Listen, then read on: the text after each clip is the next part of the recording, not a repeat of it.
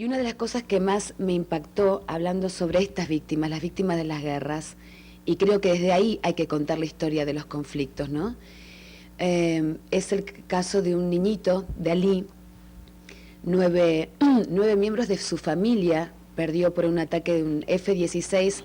Es la foto precisamente que estamos viendo. Así es, eso es en la puerta de la Cruz Roja Italiana.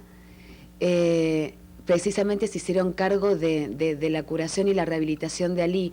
Fue un periodista inglés el que sacó a Ali de Faluya porque no dejaban ingresar a los convoys humanitarios. El chiquito está con su familia ahora haciendo esta rehabilitación. Y las imágenes trágicas de él en el hospital, una vez que bombardearon su casa, la pusimos acá en la mesa redonda y fue algo que conmocionó profundamente a todo nuestro pueblo, aquellas imágenes del niño Ali. Su abuelo murió, estaba con él y murió en forma instantánea, perdió a 9 miembros de su familia. Afortunadamente su padre y su madre se encontraban en otro lugar y como vemos está su brazo y su pierna izquierda amputada. Como estos Ali y de los que no se habla, hay miles en Irak.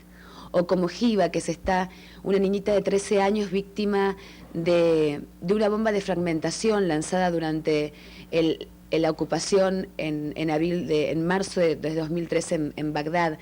Lo tomo como casos emblemáticos, ¿no es cierto? O como las madres de Abu Ghraib, por eso me refería al caso de José, al que no conocí, pero obviamente, bueno, creo que no hay demasiadas palabras para aclarar, pero de alguna manera siento que hay una posibilidad de hablar. Las madres de Abu Ghraib, yo trabajé sobre el tema de Abu Ghraib. Fue muy interesante porque la coalición, el ejército americano, después de las imágenes y las fotos que afortunadamente pudimos ver todos y que conmocionaron al mundo, obviamente esto generó un antes y un después de la presencia de la coalición en Irak, porque el resabio que quedaba de personas que apoyaban o justificaban la ocupación de aquellos que decían sufrir justamente durante el régimen de Saddam Hussein. A partir de Abu Ghraib las cosas cambian, porque dicen todavía que nos ocupan, nos están torturando. El ejército abrió las puertas de Abu Ghraib para la prensa y también es una forma de hacer periodismo. Yo decidí no ingresar a la cárcel de Abu Ghraib porque consideraba que un lugar tan siniestro no era un lugar para hacer una excursión. Por supuesto que era una mise en escena, era una puesta en escena, que era lo que iba a ver. Por los datos y los testimonios que había recogido de detenidos de Abu Ghraib, sabía perfectamente de qué se trataba, pero no quería ser de alguna manera cómplice o ser partícipe y no podía hacer una excursión en un lugar donde se había torturado y donde se habían matado a miles de iraquíes, antes por Saddam Hussein y posteriormente por el ejército de ocupación. Entonces decidí acercarme a las madres que estaban reclamando por, algunas de ellas, me acuerdo del primer caso, llevaron de su casa a 3 de sus hijos, los soldados americanos, muy poco tiempo después de que se iniciara la ocupación, y algunas testimoniaban que fueron casi torturados o si habían recibido, se habían infligido torturas delante de sus propias madres, lo cual las desesperaba mucho más. Estas madres hacían guardia, por decirlo de alguna forma, día a día bajo el intensísimo sol de Irak, con más de 60 grados de calor, reclamando por sus hijos y no obteniendo ninguna respuesta. Después se han organizado los familiares reclamando por los detenidos. Cuando uno iba a las fuentes militares decían que en 24 a 48 horas le daban turno a los familiares para verlos. Eso no es real, solamente contaban con un papelito no mayor que este papelito blanco que tenemos y que era de alguna manera lo que autorizaba el reclamo por sus hijos. Estas madres, como pueden ser las madres de Abu Ghraib, siendo mujeres, también hay un tema que me permitió plantear en este encuentro. Más allá del desastre humanitario que se está produciendo en Irak, del constante aumento de víctimas civiles,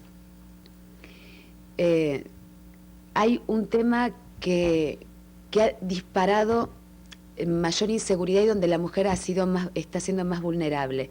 Después de la ocupación y denunciado por la presidenta de la Organización para la Libertad de las Mujeres en Irak.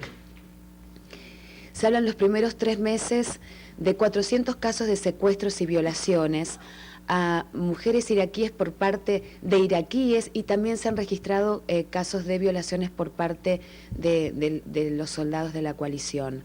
Esta es la denuncia que está haciendo Yana Mohamed, y esta inseguridad implica hasta el caso de secuestros express, la presión por parte de grupos fundamentalistas, cosa que creo que no se ha tenido en cuenta en absoluto, porque me parece que esto se ha ingresado a un país por las razones que todos conocemos, que no valen aclararlas porque afortunadamente todos las conocen. Se denunció antes de la ocupación y se están ratificando hoy con investigaciones muy serias, no solamente periodísticas, sino gubernamentales, ¿no? El petróleo, de lo que nada saben las víctimas de esta guerra, las rutas del petróleo, posiciones geoestratégicas. Las mujeres están siendo muy vulnerables, no solamente por el tema de la seguridad, como te contaba anteriormente, sino hay casos que tienen que ver con cosas muy humanas. Por ejemplo, el tema de abortos espontáneos, nacimientos prematuros, el crecimiento en un 1200% de cáncer, de casos de cáncer por el uranio empobrecido, todo el tema armamentístico que se ha lanzado sobre la ocupación en Bagdad, está contaminando la tierra y está contaminando el ambiente. Los ríos Tigris y Éufrates en este momento están absolutamente contaminados, y la coalición se ha negado a delimitar los lugares donde hay mayor concentración de uranio, para que justamente preservar de alguna manera la salud de la población. Hay casos de niñas de 9 o 10 años con cáncer de mamas. Más aún todavía, aunque está levantado el bloqueo, entre comillas, no están ingresando medicinas que tienen que ver con resolver problemas complejos, ¿no es cierto? Y los hospitales están bien desguarnecidos de medicinas, de posibilidades de tratamiento. Exactamente, y ahora no hay una causa. Entrevistas que he hecho con médicos que pertenecen a Médicos del Mundo, y análisis que habían hecho desde la Organización Mundial de la Salud, hoy no hay una causa por la que no puedan ingresar estas medicinas. Una causa que tenga una causa política oficial, un bloqueo que es como el que sufre Cuba desde hace más de 40 años. Ahora no hay bloqueo, ¿por qué no ingresan las medicinas? Entonces algunos hablan hasta de una política muy concreta de debilitar a la población, que la población no tenga sus servicios sanitarios básicos, y de esta manera se está muriendo también. Es una forma de matarla, ¿no es cierto? Yo creo que es también esa otra cara de la guerra, no la que se convierte en noticia prácticamente todos los días en la prensa norteamericana, de si la estrategia de la guerra funciona o no funciona, si hacen falta más o menos soldados, si la política y la inteligencia se pusieron de acuerdo o no en esta guerra. Es esa otra cara, la cara fea de la guerra, la de la muerte, la de los niños y las mujeres que están siendo víctimas de este conflicto, que como tú misma decías, Karen, pues muchas veces no es lo que se refleja, porque lamentablemente en este mundo del llamado periodismo objetivo, no son esas las noticias que interesan, y yo creo que, por supuesto, reconforta mucho también que colegas como tú estén allí, estén bien buscando esa otra cara y estén denunciando al mundo lo que ha significado la ocupación y la guerra en Irak para ese país, y que por supuesto tiene consecuencias ya no solo para Irak, sino para todo el resto del planeta. Yo te agradezco muchísimo esos testimonios, y bueno, te pedimos también que te cuides cuando regreses ahora a Irak. Haremos todo lo posible.